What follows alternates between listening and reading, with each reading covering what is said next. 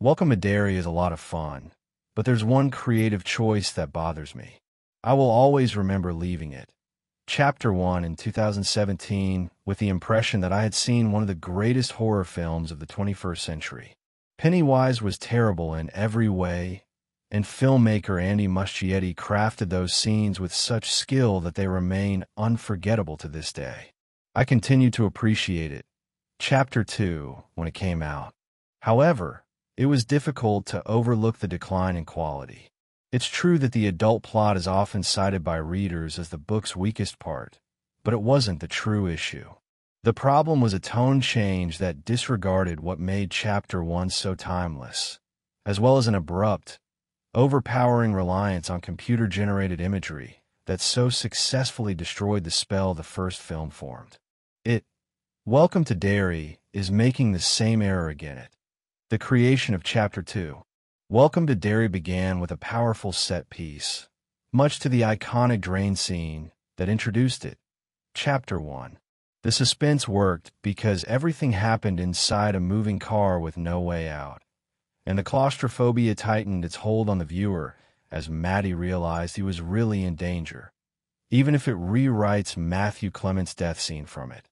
The CGI mutant infant appeared at the very end, but the build-up carried the moment and kept the terror together, so it seemed acceptable. The pivotal cemetery pursuit sequence in Episode 3, Now You See It, was the most obvious moment. You've undoubtedly seen the nasty responses to the flying ghosts that drive the children from the graveyard if you've been online this week. Many fans liken the moment to a visual humor from Scooby-Doo, and I agree that it would be tough to avoid comparing Welcome to Derry to Stranger Things. There was nothing terrifying about the scene. Every effort at tension is undermined by the CGI, from the ghost to the absurd green screen bicycle riding. This is when the financial limitations of it. Welcome to Derry seem the clearest. Audiences have evolved beyond spectacular effects that seem like relics from early Doctor Who, and it is no longer 2005.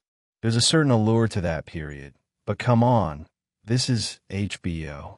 CGI may undoubtedly be frightening, but it must be controlled, and a terrifying picture demands true skill to balance the tension like a tightrope. The It movies suffered from poor computer-generated imagery, but Chapter 2 suffered greatly from Stan Uris's Spiderhead to the hideous Paul Bunyan. And those poor effects remain, regrettably, some of my most vivid recollections of that film. The tone leaned too near to comedy, which seemed to be a deliberate attempt to set itself apart from the terrifying scenes Chapter 1 created, which did a much better job of fusing rhythm and humor. A decision to sanitize the Pennywise franchise and make it more widely available seems to have been decided at some point between the creation of Chapter 1, and Chapter 2. Even though the program hasn't yet shown the killer clown, the tone change is evident and carried over to Welcome to Derry, where it makes the clown seem more ludicrous than menacing. Greetings from Derry, and must discover the tone that made Chapter 1 so amazing. The scariest parts of it still occur in Chapter 1 of this new series. Remember the moment in the haunted home when Eddie Kaspbrak is cornered by Pennywise, or the one in Leper where he is pursued by a genuine actor wearing full makeup. If the identical pursuit sequence had been recorded today, I wouldn't be shocked if a CGI Leper had taken the actor's place given the franchise's current track record.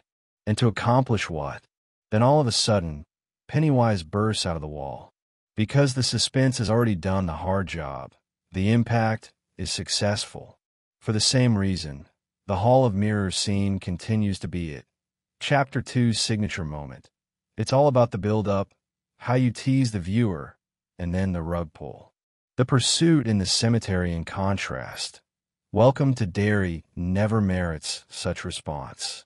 It is so visually distracting that you are unable to suspend disbelief and are only able to concentrate on what seems to be incorrect. The moment leaves you feeling nothing and gives you nothing to cling to on an emotional level.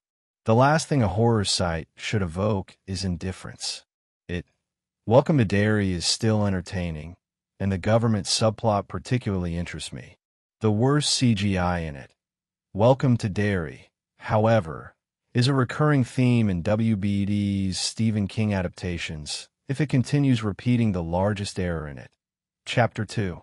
The turn toward more accessibility appears deliberate, even if it doesn't seem like the correct route, and the TV budget makes the difficult parts far more noticeable than they were in it. Chapter 2. The show makes Pennywise less of a menace and more of something to giggle at in an effort to make the series more accessible.